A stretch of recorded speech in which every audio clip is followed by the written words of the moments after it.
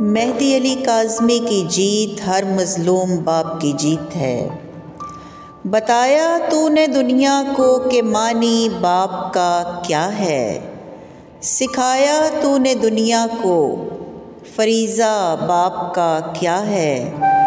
वो बेटा हो या बेटी हो, वो नेमत हो या रहमत हो, किसी मुश्किल में घिर जाए, किसी पस्ती में गिर जाए, उठाना फ़र्ज़ बनता है, बचाना फ़र्ज़ बनता है।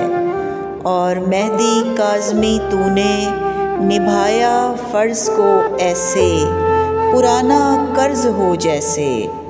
दुआ ज़हरा के वालिद को खुदाई मानती है यूं, मिसाली बाप है बेशक, मिसाली बाप है बेशक। ज़माने भर ने बेटी से उसे नालां किया चाहा, मगर वो एक तवाना पेड़ बनकर डट गया कुछ यूं।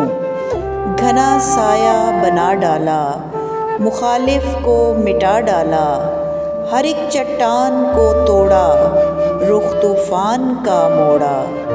तभी तो बाप को कहती है खलकत एक घना साया।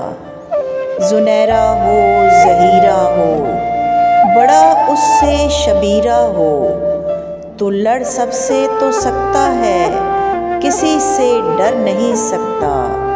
मेहदी नाम है जिसका, अली का चाहने वाला, झुका सकता है बातिल को, वो हक का इस्तारा है। खुदा ने सुरखरू करके तुझे बेटी से मिलवाया, वो पूरी कौम की बेटी, वो गुड़िया